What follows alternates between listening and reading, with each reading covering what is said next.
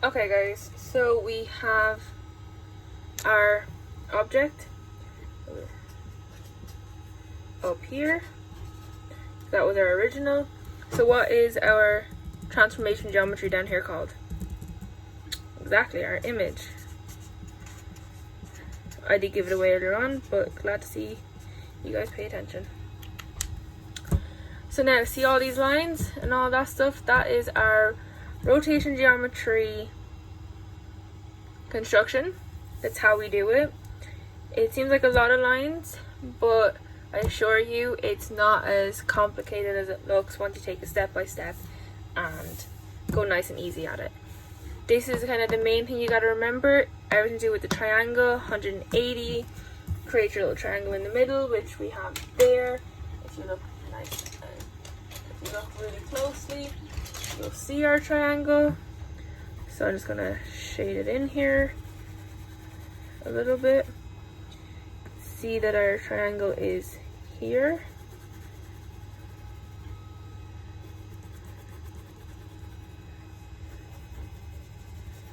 Our lovely triangle is there.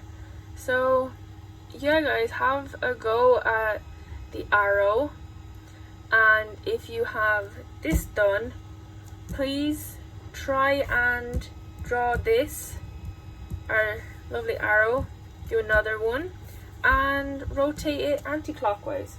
So these are your two questions for today's lesson. We have this one, which is, yeah, you can read that writing. Rotate arrow 80 degrees clockwise. Yeah, so that's this question. Because you know, the clock goes that way, so that's clockwise. Anti-clockwise is that way. So there are also two things to remember guys, so triangle and clock directions.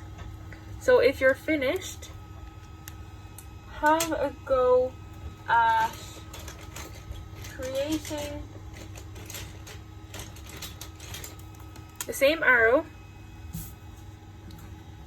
So question 2, use the same measurements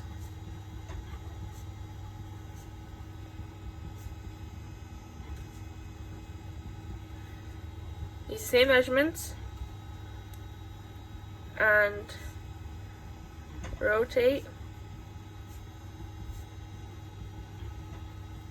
arrow anti-clockwise 140 degrees. Have a go with that one as well guys. So it should look like your arrow is here. So I'm just going to do a quick thumbnail of what it should look like. So you got your arrow here, then you would have P here. So from P this way, you have 80, down 80 to get P1. Okay? And then you're just going to rotate it this direction 140. So remember guys, triangle, triangle, R, P, P1, 140. Okay, so I've got some of the key points down. This is the construction on how to get P, P1. There's your arrow, use the same measurements. And yeah, just make sure it is your starting point, which will be, I suppose we'll choose starting point for this one will be here. So this is your starting point, and starting point measurements will be in from this side of your page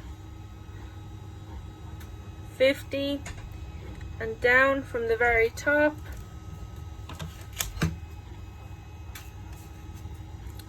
we'll go 4E again. Okay, so just move that way for you guys to see.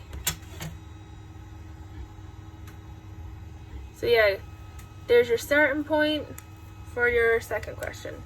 So that should be kind of okay enough for you guys.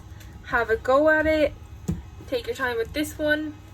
And yeah, if you have any questions, guys, feel free to put your hand up and ask me. You know how our noise rules go now, so make sure you guys keep quiet. We don't want any marks. We want to get out of class on time. And yeah, so any questions, put your hand up and I will get around to you. Thanks, guys. Enjoy. Have a good weekend. Have a good class.